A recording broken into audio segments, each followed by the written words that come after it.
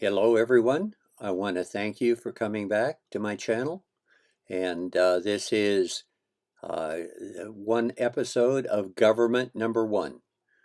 What I'm going to be talking about here is basically the United States of American government and how it stacks up against what we've learned that government should be. The One indicator that I want to talk about briefly is a book I wrote several years ago, and the summary of the book stated that the judiciary branch of the United States of American government is the largest, most corrupt organization on the planet. And that statement was made as a result of the Supreme Court making rulings 5-4.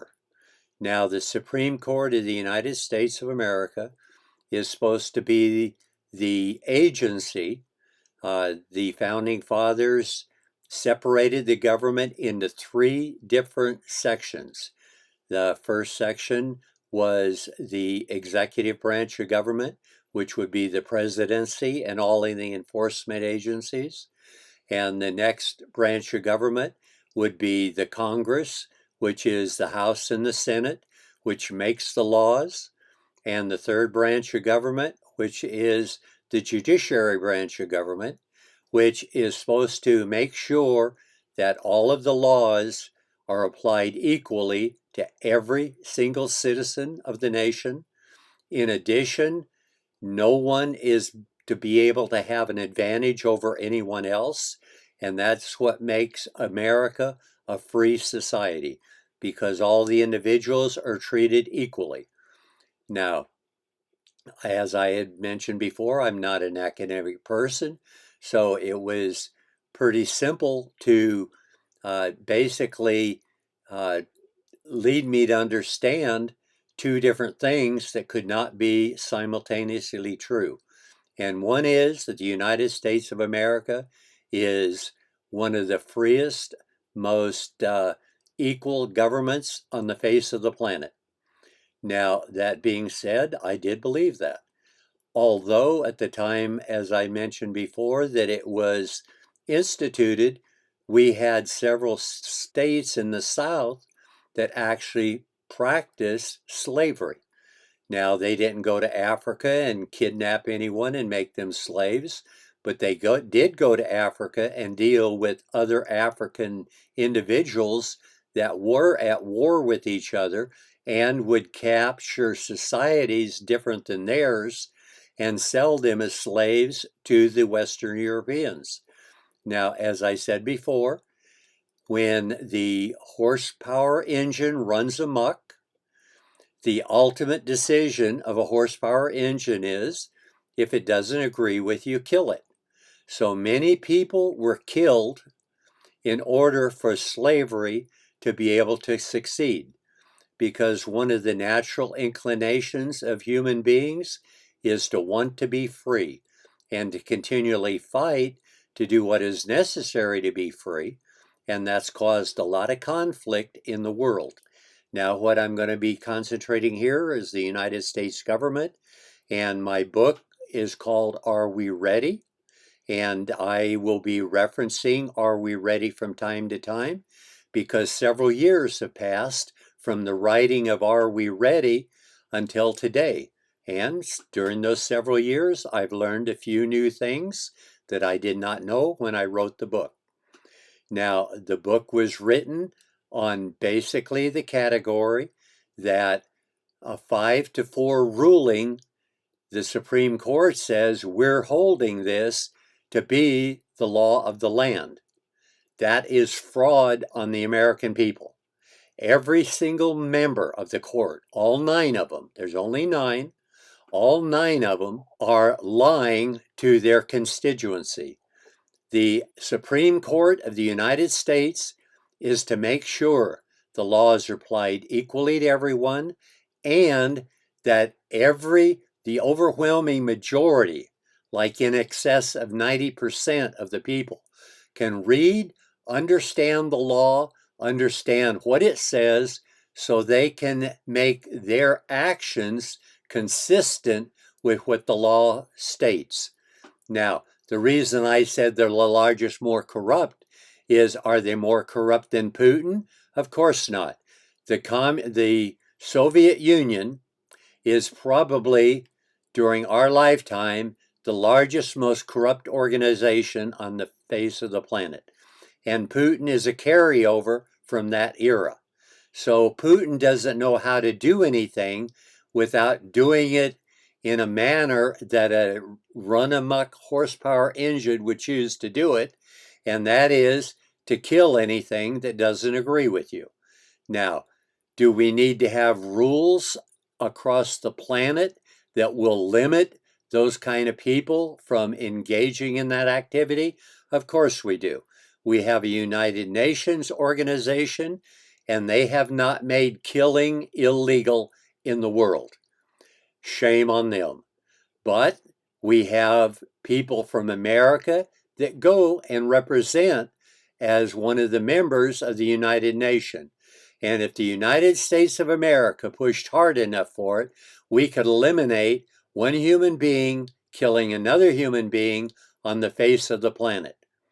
Now, we even had a movie back in the 1950s, 1955 or 56, I believe, was the first time that it was aired, or maybe it was aired earlier that, and the movie came out.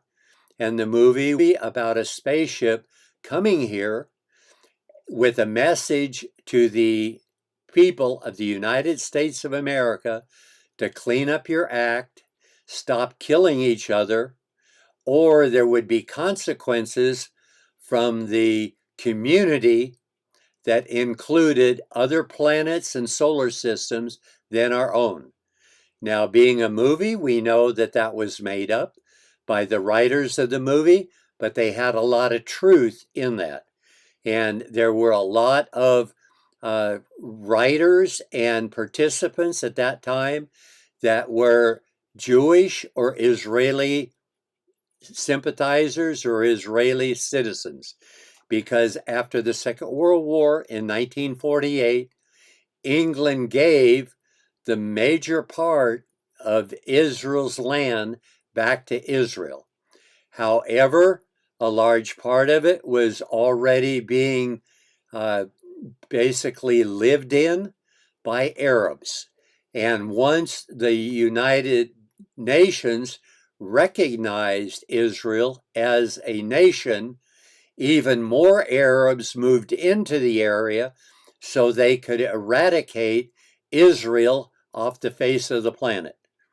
Now, they had intentions to annihilate the entire race, but they were not able to do that because by that time, that race had become dedicated.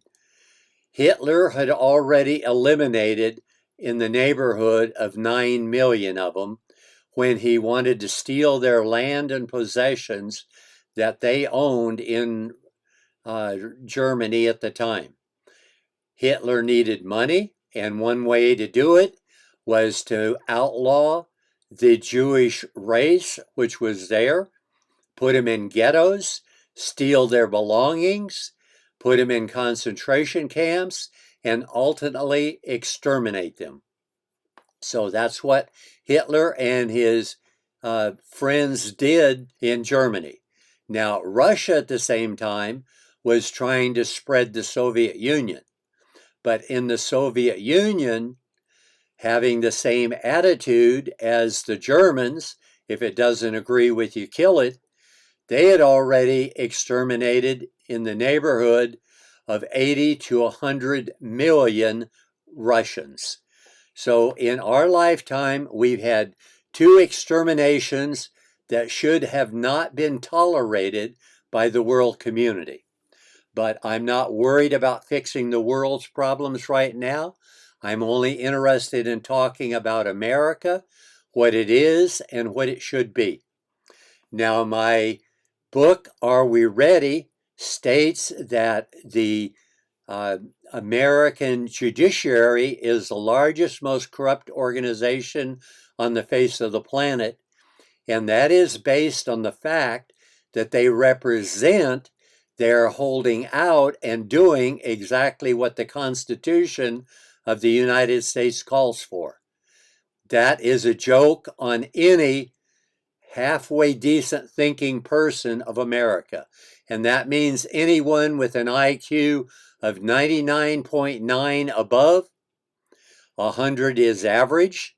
So from average on up, everyone should realize that when the Supreme Court of the United States holds out that a law has been accepted 5-4, every citizen of the United States of America should scream back at the Supreme Court, "You are fraudulent individuals denying what the Constitution of the United States has promised." Now, the Founding Fathers were trying to institute a free nation, and they did what they knew to do to make that happen. One of the things that was necessary is don't give any section of government too much power, because they'll overtake everything. So what their idea was is we'll break the government up into 3 sections where no one section holds power over the other 2. That way, with all 3 sections vying for their power that they deserve to have, it will keep everyone at bay from taking over too much power. Well, I want to thank the Founding Fathers, George Washington, Thomas Jefferson, John Adams, all of the Founding Fathers that signed the Declaration of Independence and the Constitution of the United States of America, because they had a good intention. They wanted the most free nation that they could envision on the face of the planet. And from the information they had and what they did a spectacular job. However, like every human being, they made mistakes. And the mistakes have been obvious in the government of the United States of America ever since it started. Now, one of those mistakes lately was the election of Joe Biden as a president of the United States. Thank goodness Joe Biden is still alive, because it says don't speak evil of the dead. And I'm drawing conclusions from hearsay. But if the hearsay that was found on Hunter Biden's computer is even 50% correct, only half right, then Joe Biden isn't the most corrupt president we've ever had.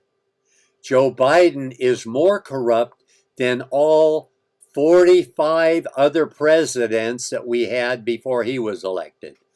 He's more corrupt than all of them put together. Now, is that Joe Biden's fault? Of course not. It's the American people's fault.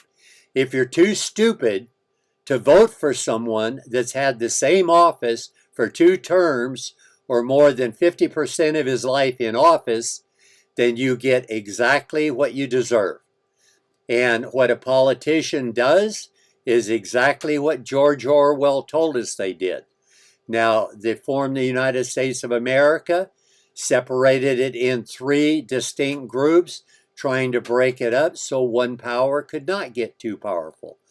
But what George Orwell realized, and his information came primarily from the Soviet Union, is that any time anyone has been in office more than a couple of terms, they are not a public servant.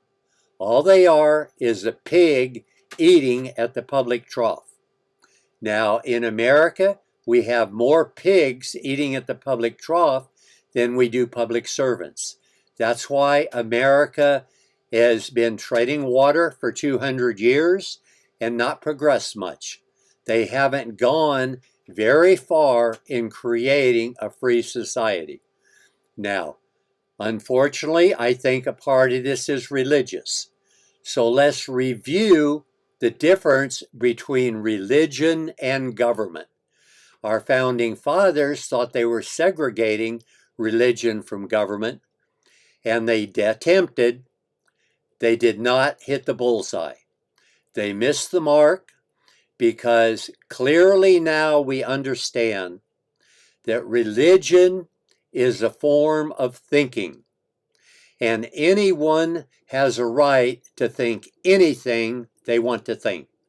They can be a Christian, they can be a Jew, they can be an Israeli, they can be a Muslim, they can think anything they want to think. And no government should put any restraints on any of that thinking, not one iota. Now, in America, to show you that we are absolutely doing what is totally wrong over that, is we have an attitude that abortion is a public nuisance because it does what is wrong. Well, let me ask how many men have ever had an abortion? And the answer is none, because only women can get pregnant. And if the women have a right to think anything they want to, which means if they don't want to carry that baby for the term, they should have a right to say so. Now, does government have any interest in it? Oh, they do. And the government's interest is if you do not continue to increase or keep up with your population loss, your government will eventually cease to exist. And people say if the Bible is destroyed and people forget what's written in the Bible for one generation, Christianity will die. That's probably true.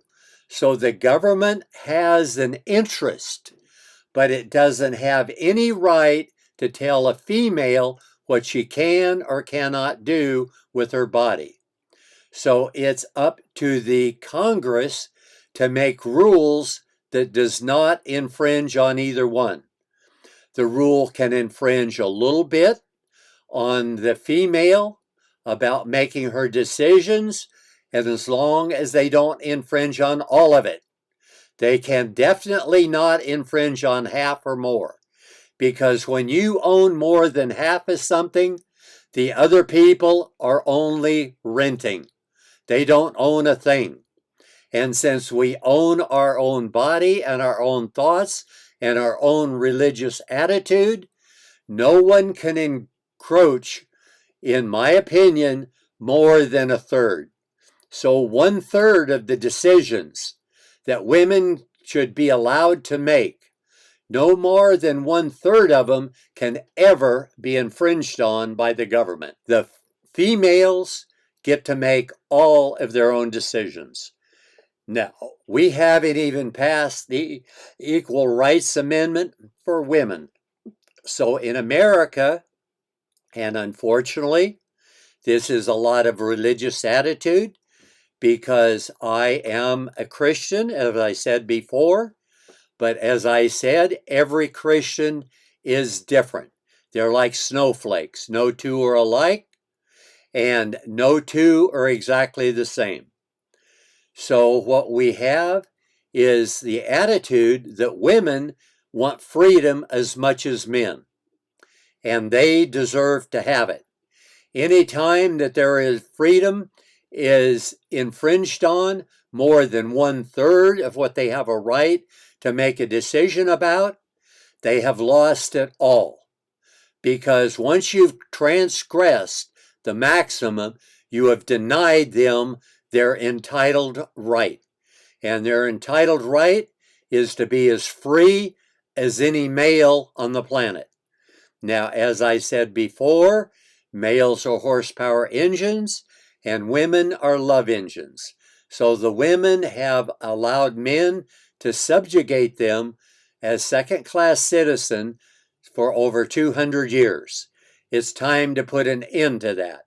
Women have a right to be absolutely free with every male on the planet, and we will know that when all of the churches let women preach 1/3 to 1/2 minimum of what any male preaches. So if any male preaches more than 2/3 of the time totally in any religious institution, they have denied women their equal right at the pulpit.